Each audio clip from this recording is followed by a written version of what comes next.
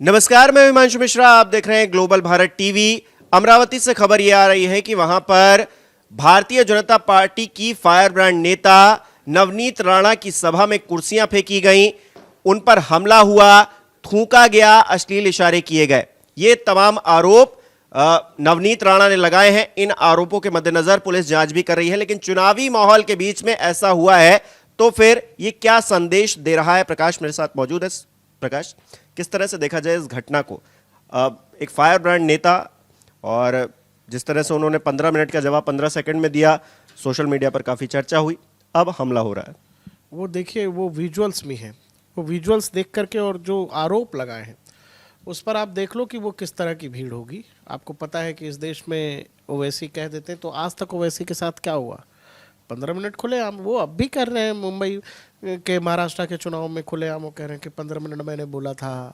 वो बार बार उस 15 मिनट का जिक्र कर रहे हैं। तो भाई, कोई नेता जब ऐसा कुछ करता है तो उसके राजनीतिक विरोधी उसी भाषा में जवाब भी देते हैं, तो जवाब भी आएगा, काउंटर भी आएगा।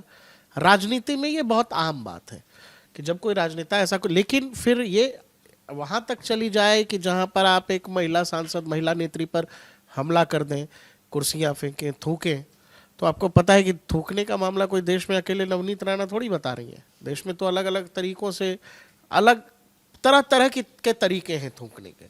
कोई खाने में थूक रहा है, कोई केक में थूक रहा है, कोई जूस में थूक रहा है, कोई कांवड़ यात्रा में जो होटल है उसी खाने में थूक दे रहा है। इसीलिए बाबा ने यहाँ पर, आपको पता है कि नाम के साथ अपना पहचान बताओ वाला योगी आदित्यनाथ ने यूपी में शुरू किया था। नवनीत राणा क्या है? नवनीत राणा की राजनीतिक वजूद इसी बात पर है कि वो हिंदू समृद्धि की बात करती हैं, सनातन की बात करती हैं, और साथ में हर राजनेता ऐसा करता है कि वो वैसे बयान देता है जिससे उसके कार्यकर्ताओं को बड़ा जोश आए, वो एकजुट हो सके। वो वैसे कर रहे हैं वही बात, मुसलमानों को इकट्ठा कर रहे हैं। नवनीत राणा दूसरी तरफ हिंदुओं को इकट्ठा करने की बात करती है। लेकिन जब आप एक महिला नेता के साथ ये सब करते हैं तो वो विपरीत होता है। आपको पता है, कंगना रनौत का पूरा घर तोड़ दिया गया मुंबई में उद्धव ठाकरे के जमाने में। संजय राउत उल्टा सीधा बोलते थे कंगना को। कंगना आज कहाँ है?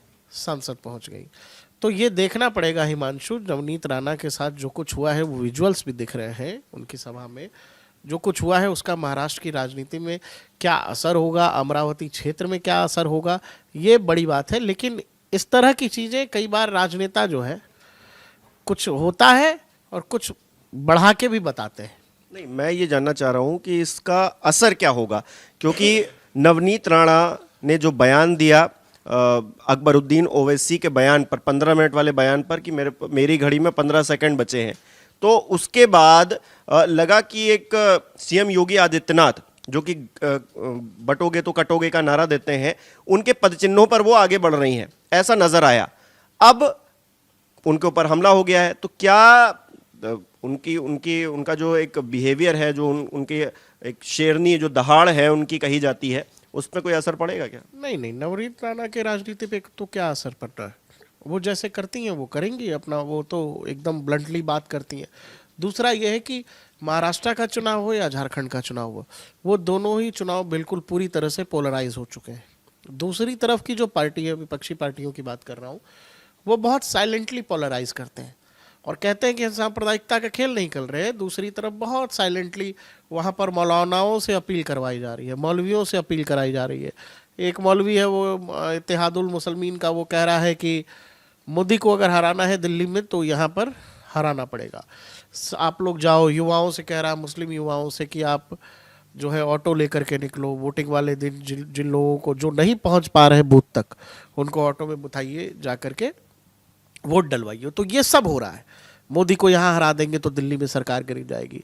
ये क्या है? पोलराइजेशन ही तो है।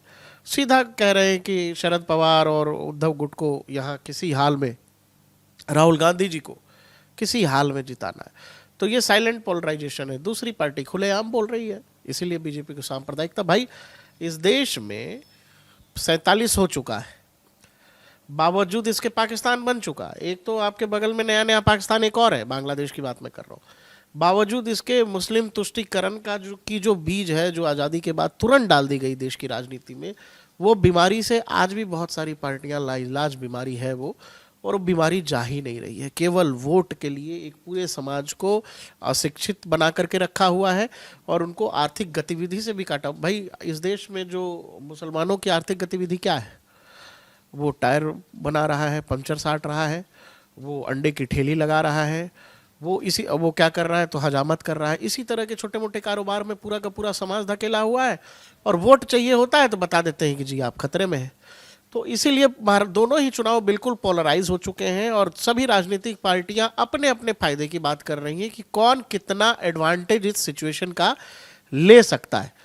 वहां के मुसलमानों को यह समझा दिया गया है महाराष्ट्र में विपक्षी पार्टियों द्वारा कि तुम लोगों ने अगर यहां बीजेपी को हरा दिया तो हम दिल्ली में भी सरकार बना लेंगे। हम कैसे बना लेंगे भगवान जाने। अच्छा, एक संदेश देने की कोशिश की आपने, 15 सेकंड बोला, तो आप देखिए क्या होगा।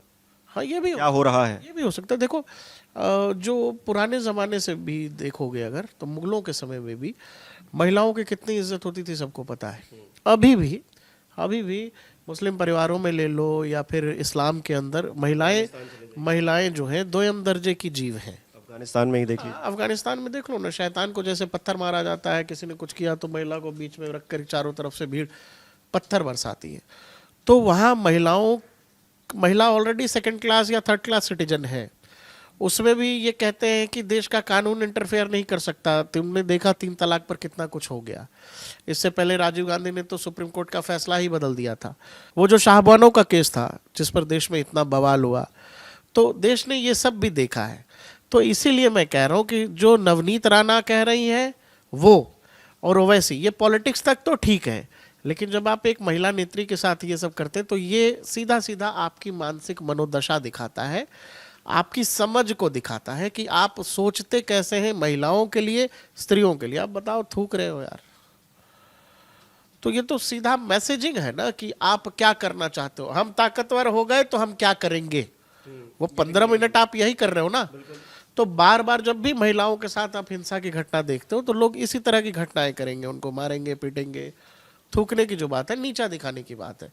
तो अब नवनीत राणा इसका जवाब कैसे देती हैं, ये देखने की बात है। चलिए अब देखते हैं कि क्या होता है, आगे की राजनीति कैसे बढ़ाती हैं नवनीत राणा। लेकिन एक फायर ब्रांड नेता है भारतीय जनता पार्टी की। हालांकि चुनाव हार गई थी, कुछ हजार वोटों से ही, 19,000 के करीब वोटों से चुनाव हारी थी लोकसभा का, लेकिन दबदबा उनका कायम है। बावजूद इसके उन पर हमला हुआ है, उन्होंने शिकायत दर्ज करवाई है, पुलिस मामले की जांच कर रही है।